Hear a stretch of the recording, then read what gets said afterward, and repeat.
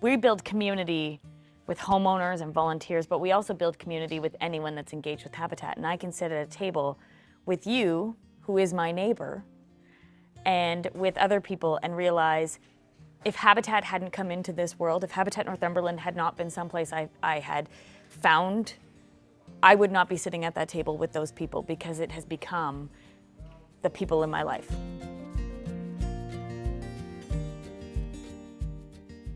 I'm Kathy Borowek. I was Executive Director here at Habitat Northumberland from September 2001 until December 2008. I'm Megan McDonald. I have worked for Habitat for Humanity Northumberland since 2005, and I've been the Executive Director since July 1st, 2011. Being the first Executive Director, the Board of Directors needed somebody. They were all volunteer. There was a big building program going on at the time, and they needed somebody to help administer it. Summer of 2004, I joined as a volunteer. This is when the office was downtown. Yep. And I used to go in and help Kathy sort files and go to the bank, deliver checks. And then the Women Build in 2005, which was my first summer working as a staff member for Habitat. I would sort of say, if I look back, is sort of the catalyst to putting Habitat into being one of the leading organizations in this community and also in the country, because it was the first Women Build. First rural women build. In Canada. But there was one day that had like 60 volunteers. The teachers Yes, all there came were out 60 en volunteers masse. working on one single detached home. Yep, and we had teams the whole way through, and the culmination of that was the Canada Day Parade. And those same volunteers showed up to be in the parade. I just remembered shouting down the street, "Who built that house? We built that house." The volunteer component of this organization is the heart. Yep, it is. It is.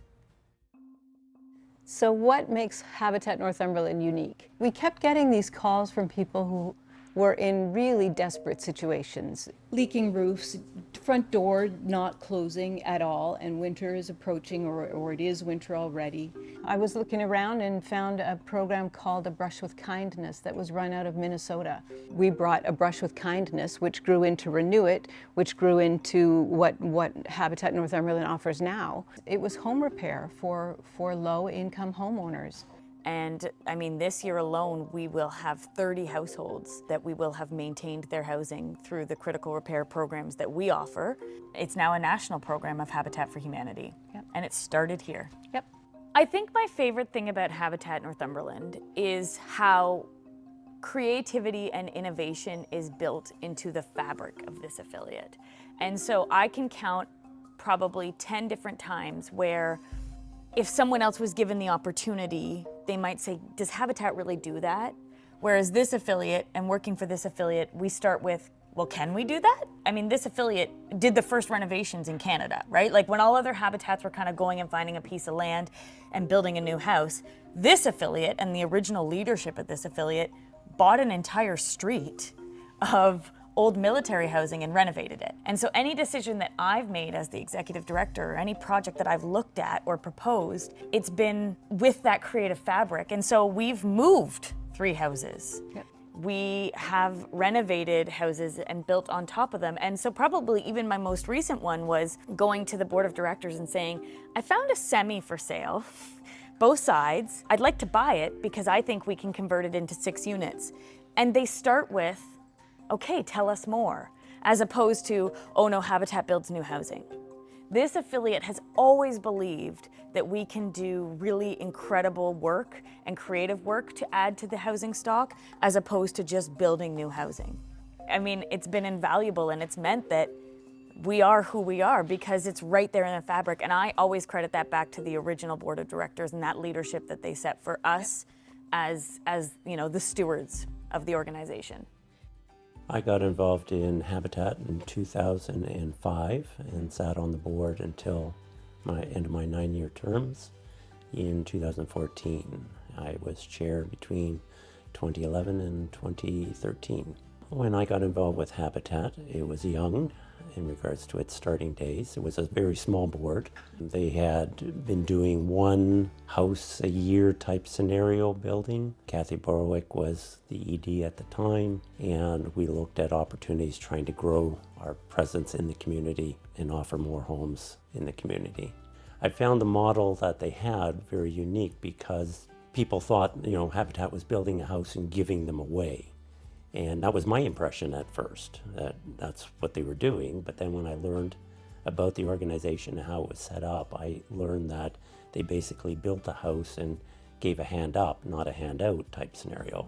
And we looked at that model where the person acquired the home from Habitat, paid a mortgage payment. That mortgage payment went into a fund that funded other homes.